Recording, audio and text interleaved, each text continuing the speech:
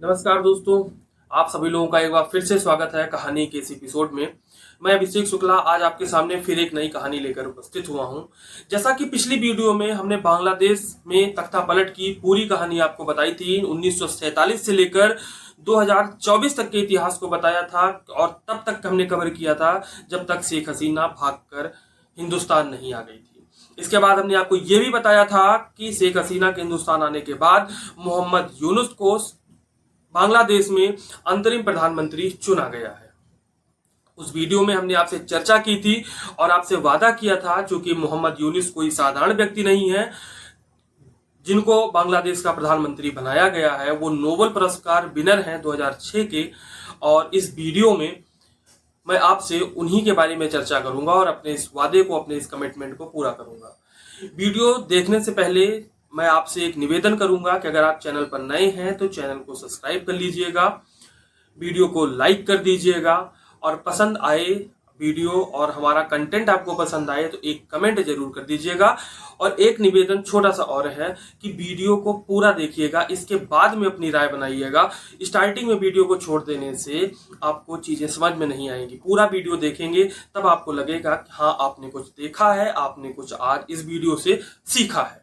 चलिए समय न बर्बाद करते हुए शुरू करते हैं। ये बात जनवरी 2007 की है। सेना ने बांग्लादेश की सत्ता पर कब्जा कर लिया था। पूर्व प्रधानमंत्री शेख हसीना और खालिदा जिया दोनों ही भ्रष्टाचार के आरोपों में जेल में बंद थी। अब सेना ने देश को चलाने के लिए बांग्लादेश के Nobel prize winner Muhammad Yunus को कार्यवाहक प्रधानमंत्री बनाने की कोशिश की। हालांकि यूनुस इतनी बड़ी जिम्मेदारी लेने से पीछे हट गए। 17 साल बाद बांग्लादेश में फिर राजनीतिक उथल पुथल मची है। शेख हसीना देश छोड़कर भाग गई हैं। अब अंतरिम सरकार चलाने की जिम्मेदारी उन्हीं मोहम्मद यूनुस पर आ गई है, जिन्होंने 17 साल पहले प्रधानमंत्री के पद को ठुकरा दिया था। इस बार यूनुस ने प्रस्ताव को स्वीकार कर लिया है। वे अंतरिम सरकार के चीफ एडवाइजर होंगे। यूनुस का नाम आने के बाद पूरी दुनिया में अब उनकी चर्चा होने लगी है।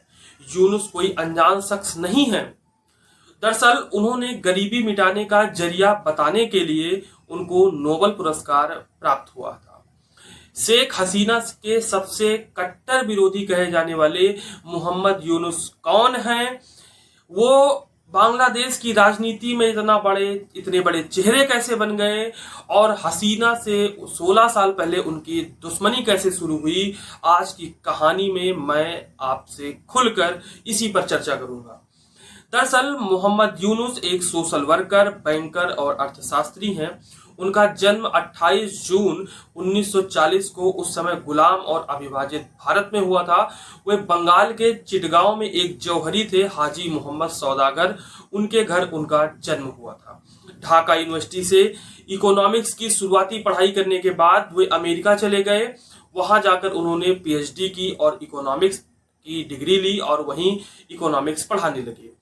यूनुस बांग्लादेश की आजादी के बाद वो लौटे। उन्होंने चिटगांव यूनिवर्सिटी में इकोनॉमिक्स डिपार्टमेंट के हेड का पद संभाला। ये वो दौर था जब देश के हालात ठीक नहीं थे। 1971 की जंग के बाद बांग्लादेश के लाखों लोग 2 वक्त की रोटी को तरस रहे थे।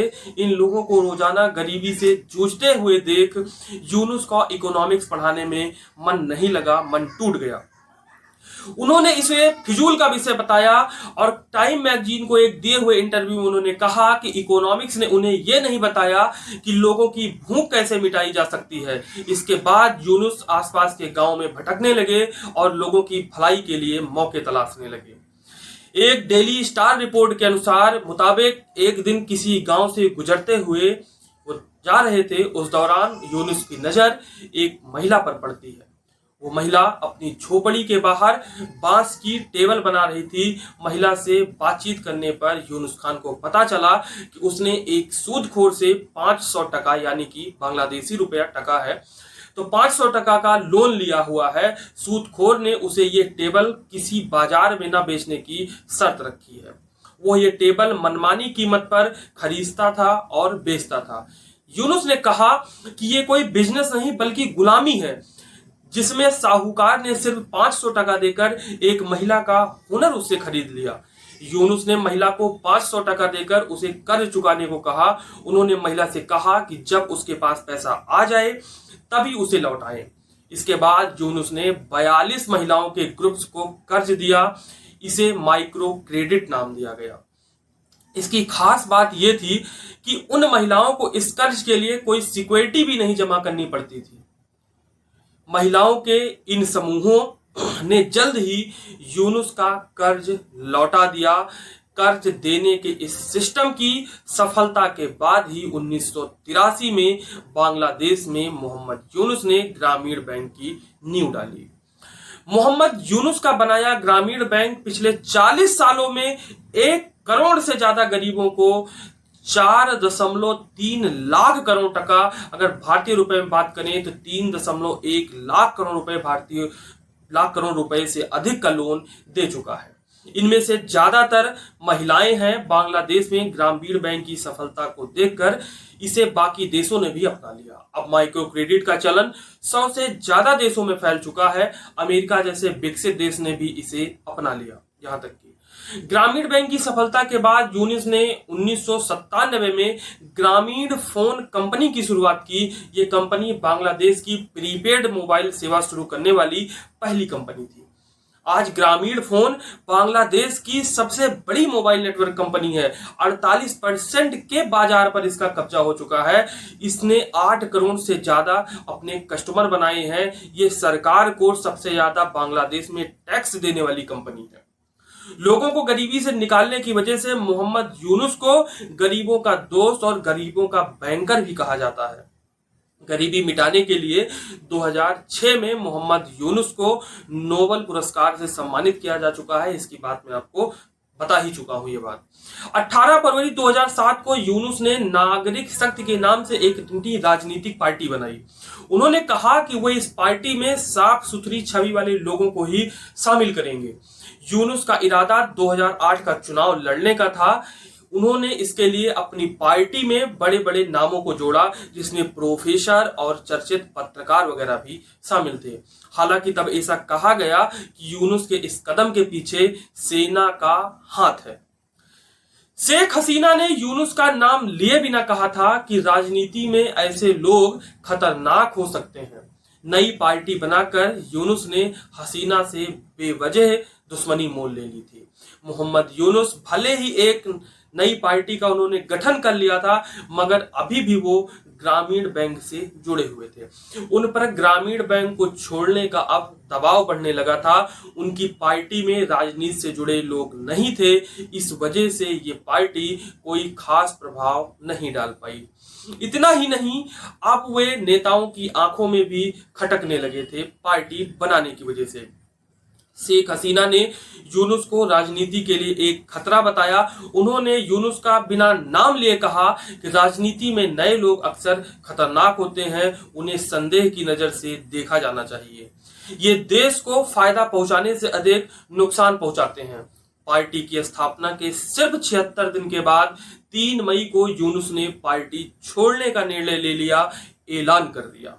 राजनीति को अलविदा कहने के बाद शेख हसीना उन्हें दुश्मन मानती रही। साल 2008 में सरकार बनाने के तुरंत बाद हसीना ने यूनुस को परेशान करना शुरू कर दिया। उनके पीछे जांच एजेंसियों को लगा दिया। अब यूनुस के बुरे दिन शुरू हो गए। उन पर सरकार को बिना बताए विदेशों से पैसा लेने और टेलीकॉम नियम तोड़ने के आरोप लगाए जाने लगे। उन्हीं की कंपनी के स्टाफ ने ही यूनुस पर केस कर दिया। शेख हसीना अब खुलेआम यूनुस पर हमले करने लगी थी। शेख हसीना ने आरोप लगाए कि यूनुस गरीबों को अधिक ब्याज पर कर्ज देते हैं। वो गरीबों के मददगार नहीं हैं, बल्कि गरीबों के खून चूसने वाले हैं। इसके बाद 2011 में उन्हें जबरदस्ती खुद के ही बनाए गए ग्रामीण बैंक से बाहर कर दिया जाता है। कहा गया कि रिटायरमेंट की उम्र 60 साल पूरी करने के बाद भी वह ग्रामीण बैंक के मैनेजिंग डायरेक्टर थे। हसीना ने यूनुस को विदेशी ताकतों की कठपुतली तक बता दिया। देश में जब सब कुछ गलत होता या कुछ भी गलत होता तो इसका इल्जाम सीधे सीधे मोहम्मद यूनुस पर लगता। साल 2012 में वर्ल्ड बैंक ने गंगा नदी पर ब्रिज बनाने के लिए चंदा देने से जब मना कर दिया तो इससे शेख हसीना इतनी नाराज हुई कि उन्होंने कह दिया कि यूनुस ने अपने संबंधों के इस्तेमाल करके वर्ल्ड बैंक को गुमराह किया है। उनको जान से मारने की धमकियां मिलने लगी। इसके बाद यूनुस को कुछ समय के लिए अपने परिवार के साथ ढाका के अमेरिकी दूतावास में भी छिपना पड़ गया।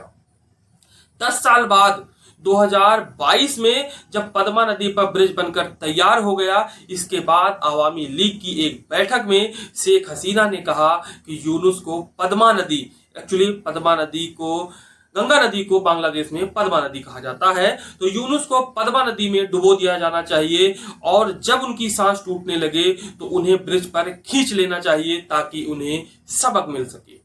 वैसे देखा जाए तो शेख हसीना और मोहम्मद यूनुस की दुश्मनी हमेशा से नहीं थी। 1997 में यूनुस ने अमेरिका के एक कार्यक्रम में हिस्सा लिया था जिसमें शेख हसीना को सह अध्यक्ष बनाया गया था। इसमें हसीना ने यूनुस की खूब तारीफ की थी और दुनिया से गरीबी हटाने वाला उनको बताया था। यूनुस शेख हसीना के पिता शेख मुजीबुर रहमान के कट्टर समर्थक थे। टेनिसी में पढ़ाने के दौरान यूनुस ने बांग्लादेश के मुक्ति संग्राम के बारे में जागरूकता बढ़ाने के लिए एक अखबार भी लॉन्च किया था, लेकिन उनके चुनाव लड़ने के फैसले की वजह से शेख हसीना ने उनके संबंध बिल्कुल खराब हो गए। जनवरी 2024 में यूनुस पर 100 से अधिक केस चल रहे थे। उन्हें भ्रष्टाचार के मामले में कोर्ट ने 6 महीने की जेल की सजा सुनाई थी। मोहम्मद यूनुस शेख हसीना को बांग्लादेश में लोकतंत्र का कातिल बताते हैं। उनका कहना है कि हसीना भारत की सह पर तानाशाह बनी है और बांग्लादेश की सत्ता पर जबरदस्ती काबिज हुई है। वहीं दूसरी तरफ बांग्लादेश की अंतरिम सरकार के मुखिया बने डॉक्टर मोहम्मद यूनुस ने पूर्व प्रधानमंत्री शेख हसीना के भारत में रुकने पर भी बयान दिया है। उन्होंने कहा, शपथ लेने के बाद उन्होंने कहा कि बांग्लादेश पहुंचने से पहले एक टीवी को इंटरव्यू दिए गए इंटरव्यू में उन्होंने कहा कि शेख हसीना का भारत में रहना उचित नहीं है। इसी बीच वाशिंगटन में रह रहे शेख हसीना के बेटे सजीव वाजेद जॉय ने कहा कि बांग्लादेश में लोकतंत्र बहाल होते ही उनकी मां शेख हसीना अपने देश लौट जाएंगी। उन्होंने यह भी कहा कि बांग्लादेश में हिंसा फैलाने में पाकिस्तान की खुफिया एजेंसी ISI का हाथ है। पीटीआई भाषा के साथ एक विशेष साक्षात्कार में जॉय ने यह भी कहा कि शेख हसीना बांग्लादेश लौटेंगी, लेकिन अभी ये तय नहीं है कि वो रिटायर नेता के रूप में लौटेंगी या सक्रिय नेता के रूप में लौटेंगी। उन्होंने ये भी कहा कि शेख मुजीबुर रहमान के परिवार के सदस्य ना तो अपने लोगों को छोड़ेंगे और ना ही संकटग्रस्त आवामी लीग को बेसहारा छोड़ेंगे। तो साथियों, इस तरीके से आज के इस वीडियो में हमने बांग्लादेश के नए पीएम मोहम्मद यूनुस खान के बारे में बहुत कुछ जाना। ऐसी ही अन्य वीडियो के साथ हम आपके साथ जल्द ही रूबरू होंगे, जल्द ही उपस्थित होंगे। तब तक के लिए नमस्कार।